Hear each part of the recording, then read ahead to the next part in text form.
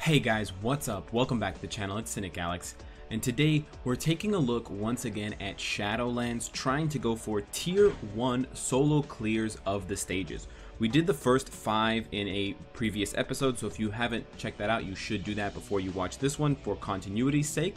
To recap, guys, on the first floor we used White Tiger to solo. Second floor we chose the Combat Rumble and we soloed it with Cynicalex with quite a bit of degree of difficulty.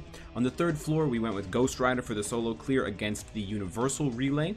On the fourth floor we went with Medusa again on the Universal Relay, and on the fifth floor we soloed with Hyperion again on the Universal Relay, that one being one of the easiest with only 3 enemies. Starting from stage 6, the amount of levels you can get, the amount of variation in terms of your Shadowlands floors will change considerably, so it is possible that you are not seeing any of the same floors as I am for stage 6. So just keep that in mind. I cannot give you an absolute complete roadmap of every single tier 1 character that can solo clear for every single stage. However, without showing you guys, I will say that if you do see this rumble here, have no fear. Both Mantis and Robbie Reyes Ghost Rider at tier 1 can clear this comfortably as long as you stay in their iframe moves, which are 2 and 4 for Mantis and 3 and 5 for Robbie Reyes. But if you do get one of the 2 relays, that is the one you should go towards. The relays are much easier than the rumbles, especially if you're trying to solo clear. We're going to go ahead and hit up the Blast Relay, and we're going to solo it with a speed character. We're going to try it out with Squirrel Girl. The uniform is very strongly recommended, and I'll let you guys know why when we jump in. If you have the speed relay for whatever reason, you can try to solo with characters like Black Panther, Volstagg, or Sif. They're all quite good. Just keep in mind that Sif does need her uniform for maximum efficiency. Squirrel Girl has 3 iframes on her 5th, 2nd, and 1st skills. You want to probably open with her 2nd skill because it has a stun. You can then rotate that into her 4th skill, which is another stun if you have her new uniform. If you don't, she still has the stun on the 2nd skill, so you can use that to open the match and use that to your advantage. But the iframes are primarily there for defensive purposes, and then the stuns are there as well for crowd control.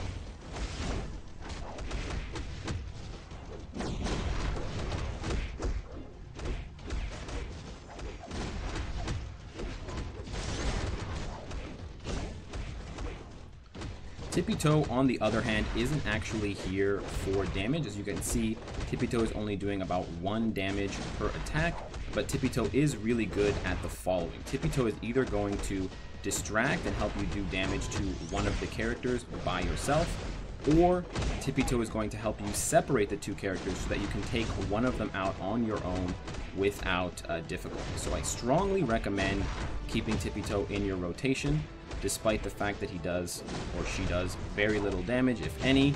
It is very useful because Squirrel Girl doesn't have a lot of DPS on her own, so she does rely on the time to kind of chip away slowly and get victory that way. But if you stick to those strategies and if you stick to that rotation, you'll do well with Squirrel Girl.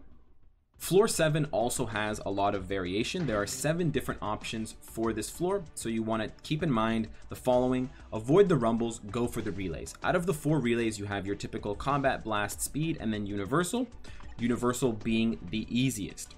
Now, Clea might be a bit of a difficult clear as a first-time player, but if you switch around Clea and someone like Hyperion or Medusa on some of the earlier stages, you will still be able to complete this with success. The main issue with Clea is her survivability, because she absolutely has enough damage output, even at tier 1, to successfully complete this game.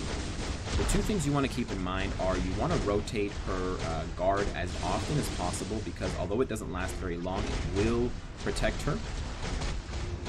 And then you also want to try to silence the enemies as much as possible, because silencing them will prevent them from dealing attacks to you other than basic attacks, and that's really where they're going to deal the bulk of their damage to you, is with their actual skills. Once you get down to the final 1 enemy, it's much easier to deal with just Ronin. However, it's still recommended that you have an invincibility obelisk in case you make mistakes and you end up dying or coming close to death. But between your clones attacking and your attacks, it's quite easy to keep Ronan stun locked, as you can see. And even without a leadership, Clea takes less than a minute to clear this stage because her damage is just outstanding. Now, of course, I probably would have died without an invincibility obelisk, so it is absolutely recommended. But if you keep rotating through 4 and 3 and 2 with the occasional 5 to resummon the clones, you will be able to clear that stage because there are only 3 enemies, and if they're silenced, they basically just stand there and take the punishment. Floor 8, like Floor 7, has a lot of options, so you may not see the same choices here as I have, but the same suggestions apply. You want to avoid the rumbles and go for the relays. Again, there are 4 relays. There's Blast, Combat, Speed, and Universal. Universal, in my opinion, being the easiest. Now, a good clear here as a tier 1 hero would be someone like Loki. Additionally, you could try someone like Captain Marvel, but they probably can't solo it. She needs a lot of DPS help and issues with staying alive. So I would recommend Loki if you have them and you haven't already used them and you're only aiming to clear about 10 floors. Keep in mind, Loki can clear a lot more than 10 floors, so this isn't optimal. Now, as far as the clear goes, it's your standard Loki rotation. You open with the 5, you go into the 3, and then you freeze with the 1 if you have the uniform, and then you just go into their skills, and then you kite. It's very straightforward. The only time you're really going to take damage is from the dot damage from Ghost Rider, so you just want to avoid that as much as you can.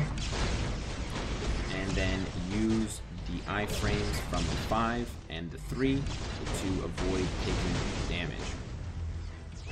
But as you can see there, I do take damage from Ghost Rider's dot damage, so you just want to avoid that and end up with just 1 enemy at the end. Once it gets down to just Ronan, it's very straightforward. You'll be able to freeze him. He won't be able to do enough hits to take off your guard, and as long as you have max skill cooldown, you'll just be able to rotate the guard again and again.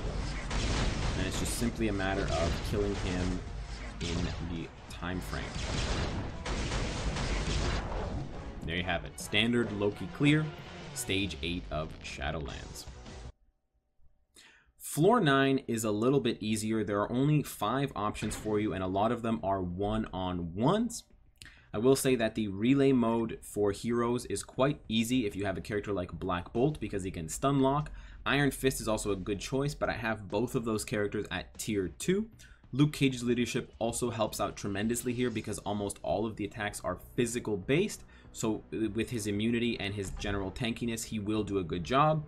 However, the easiest one may also be the double boss. And the reason why the double destroyer boss is easy, although requiring villains, which we have few of, is the fact that they each take damage individually, but they have 1 health pool. So you'll be able to rapidly decrease their health with characters like Baron Mordo, Green Goblin, or even Maximus by hitting them both at the same time with AoE based attacks. So we're going to take Maximus in on this one to show you guys what it looks like. He's a fairly straightforward character to play. You just summon all of his clones and rotate through his guard skill and you'll get it done. The only issue that Maximus might have is with damage, but you do have 3 minutes. Now, as far as the actual fight goes, you don't want to engage. Maximus is extremely fragile, so you want to stay far away and just rotate through his skills and make sure that the summons are up at all times and that you are using his stun on his second skill. It has a very long range on it, and you want to just stay away from the destroyers. You also want to try and get them together because that will help the stun catch both of them, which will give you more survivability because one of them won't get loose and try to kill you.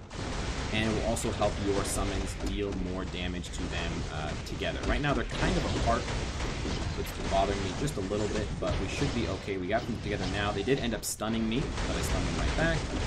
And as you can see, the damage is quite good because they're getting hit by a lot of attacks together.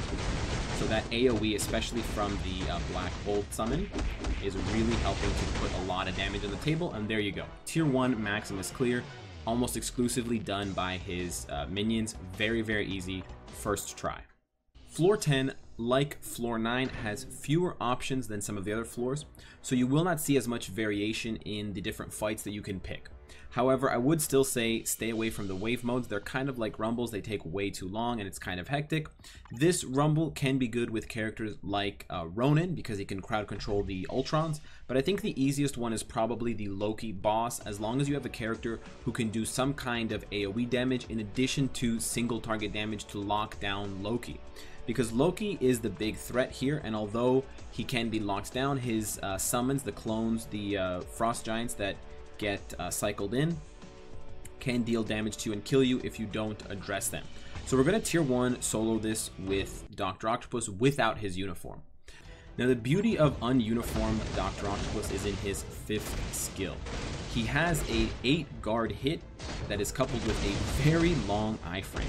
This makes this skill extremely durable for Dr. Octopus because he can not only avoid damage from attacks, but he can also get an 8 guard shield to help him deal with other attacks later on. So his 5th skill is just fantastic. In addition to his amazing 5th skill, Dr. Octopus also has a push on his 4th skill, which will allow you to get away from the clones and the frost giants and focus solely on Loki. And he also has a stun on his 2nd skill, which will allow you to better crowd control Loki in the meantime. So as long as you rotate through those 4 skills and you have maximum skill cooldown, you shouldn't have too much issue with this stage. Just make sure that you always have the 5th skill cast when it's off cooldown, because those 8 guard hits will come in handy to avoid damage from the frost giants who are around you while you're killing Loki. You can also rotate in Dr. Octopus's 3rd skill from time to time. It gives him a defense buff, which is good for him to take less damage. He will probably take some damage during the duration of the fight, but as long as you stay locked onto Loki, you won't take the brunt of the damage from either Loki's Scepter Blast, which will freeze you, or the Loki clones that he will summon if he's given enough time to do so. So just make sure you're always on Loki, and you'll be able to clear this stage. Dr. Octopus is also quite tanky given his 30% HP leadership, so you also have that to work with. But the real bread and butter is in that 5th skill, so make sure that you rank it up to level 6 so that it gives the maximum number of guard hits, and never cancel the skill before its animation is finished. If you cancel the 5th skill, you will not get the guard hits, and then Dr. Octopus will be extremely vulnerable and you'll probably lose the stage. But if you just stay consistent with the rotation, there isn't really any specific rotation you need to adhere to. As long as you go through 5, 4, 1, and 2, you'll be fine. And that is actually an ununiformed Doc Ock clearing stage 10 with more ease than uniformed Doc Ock clearing stage 1. That blew me away when I discovered it. I hope that blew you guys away. Let me know what you think of my tier 1 clears. Let me know how you're getting along in Shadowlands. It's a very important and very fun game mode. And if anyone at Netmarble is listening, please give us more Shadowlands. Give me a reason to 6-star my Hulkling. It's one of the most fun game modes, and it's always asking us to build up and develop our roster in order to clear new stages in new and creative ways.